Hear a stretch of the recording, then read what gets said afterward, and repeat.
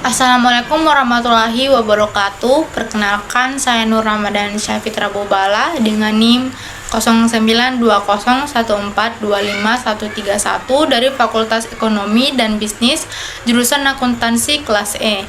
Dan pada kesempatan ini saya akan menjelaskan mengenai kemiskinan di Indonesia serta relevansinya terhadap penerapan nilai-nilai Pancasila dalam kehidupan bermasyarakat.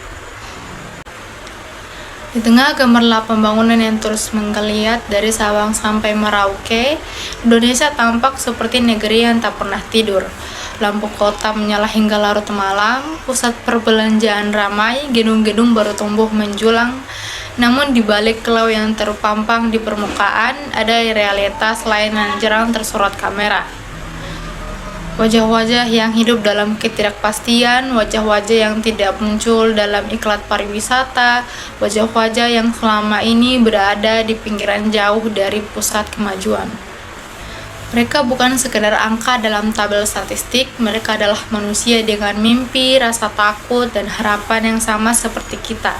Mereka adalah saudara sebangsa, zuriat bangsa yang sedang berjuang untuk sekadar bertahan hidup.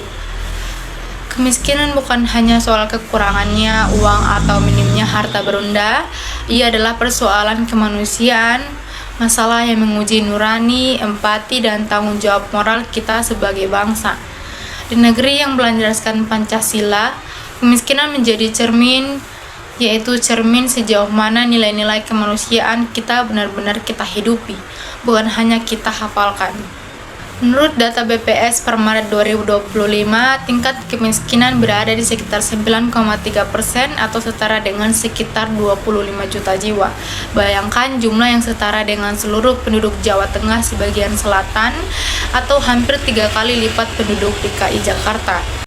Mereka tinggal di berbagai wajah geografis Indonesia, yaitu desa-desa terpencil di Nusa Tenggara Timur yang jaraknya puluhan kilometer dari fasilitas kesehatan, kampung padat di Jakarta dan Medan, di mana satu rumah kecil bisa dihuni 3 hingga 4 keluarga, wilayah pesisir Kalimantan yang sulit akses air bersih, daerah pegunungan Papua di mana harga kebutuhan pokok bisa melambung berkali-kali lipat.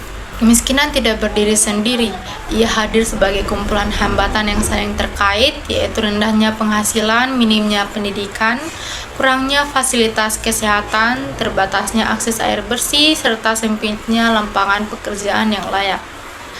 Di banyak tempat, anak-anak masih harus menempuh perjalanan jauh ke sekolah, ada yang berjalan puluhan menit, bahkan berjam-jam melewati tanah berbatu atau menyusuri sungai. Orang tua bekerja dari pagi hingga malam, namun penghasilannya tak sampai Rp30.000 sehari.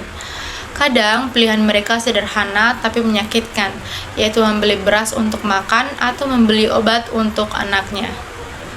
Kemiskinan tidak muncul dalam ruang hampa, ia lahir dari berbagai problem struktural yang menumpuk, sebagian sudah puluhan tahun tidak terselesaikan.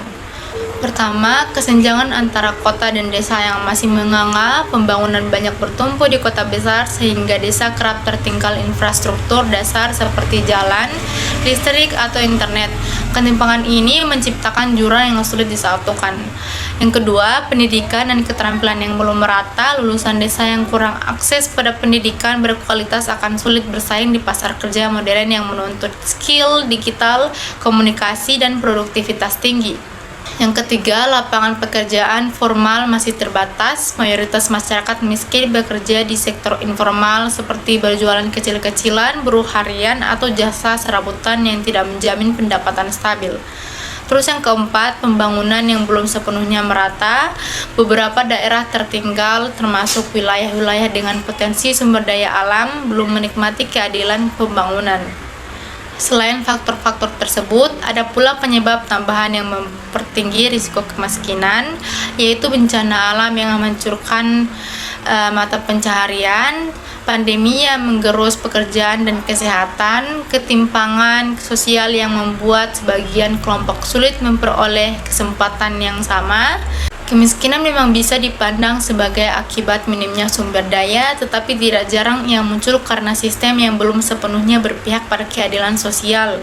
Kemiskinan seringkali diwariskan dari satu generasi ke generasi berikutnya. Anak yang lahir dari keluarga miskin sering tumbuh dalam lingkungan yang sama, seperti gizi tidak memadai, akses kesehatan terbatas, pendidikan seadanya, ruang bermain dan belajar yang sempit, beban ekonomi yang memaksa mereka bekerja lebih awal.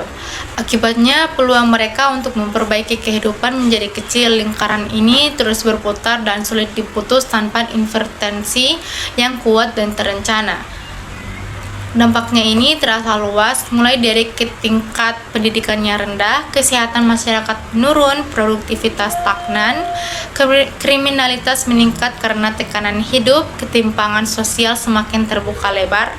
Namun, dampak yang paling menyayat hati adalah satu hal, yaitu kemiskinan merampas harapan. Ia membuat seseorang merasa tidak pantas bermimpi, tidak punya kesempatan, tidak memiliki suara. Dalam menghadapi masalah kemiskinan, pemerintah telah meluncurkan berbagai program, yaitu BLT untuk kebutuhan mendesak, Kartu Indonesia Pintar untuk pendidikan, program Keluarga Harapan untuk memperkuat kelompok rentan, terus ada Kartu Prakerja untuk meningkatkan keterampilan dan daya saing, berbagai proyek pembangunan infrastruktur untuk membuka akses ekonomi. Dampaknya nyata, yaitu jutaan keluarga terbantu, anak-anak bisa tetap sekolah, dan masyarakat dapat bertahan dalam masa-masa sulit. Namun, tidak mungkin pemerintah bekerja sendiri. Solusi kemiskinan harus menjadi proyek kebangsaan, proyek yang melibatkan semua lapisan masyarakat. Masyarakat dapat berperan melalui gotong royong lokal, pemberdayaan UMKM, inisiatif sosial, hingga kolaborasi komunitas. Perusahaan dapat menciptakan lapangan kerja yang manusiawi dan berkelanjutan. Akademisi dan mahasiswa dapat menyumbangkan gagasan, riset, dan tindakan nyata. Ketika masyarakat saling membantu, ketika solidaritas menggerakkan tindakan, ketika kita peduli pada sesama, disitulah nilai-nilai Pancasila benar-benar hidup. Pancasila bukan sekedar ideologi yang dihormati secara formal, ia adalah pedoman moral, kompas yang seharusnya mengarahkan seluruh kebijakan dan perilaku kita, terutama sila kelima, yaitu keadilan sosial bagi seluruh rakyat Indonesia. Keadilan sosial ini tidak hanya berbicara tentang distribusi kekayaan, tetapi juga tentang kesempatan yang setara, akses yang adil, dan perlindungan bagi yang lemah. Ketika ada warga yang hidup dalam kemiskinan ekstrem, berarti keadilan sosial belum terpenuhi. Ketika ada keluarga yang tidak mampu mengakses pendidikan dan kesehatan, nilai kemanusiaan belum ditegakkan. Ketika ada kelompok yang tertinggal dari arus pembangunan, gagasan persatuan dan gotong royong belum terwujud sepenuhnya. Kemiskinan bukan hanya angka dalam laporan ekonomi, ia adalah wajah manusia, wajah yang menunggu perhatian, kebijakan yang berpihak, dan uluran tangan yang tulus. Pancasila mengingatkan kita bahwa tugas kita sebagai bangsa bukan hanya membangun gedung, jalan, atau teknologi, tetapi membangun manusia. Manusia yang merdeka dari ketakutan, merdeka dari kelaparan, dan merdeka dari rasa tidak berdaya. Mari kita wujudkan Indonesia yang adil, sejahtera, dan benar-benar berdiri atas nilai kemanusiaan. Indonesia yang tidak meninggalkan siapapun di belakang. Indonesia yang melihat setiap warga sebagai bagian penting dari bangsa.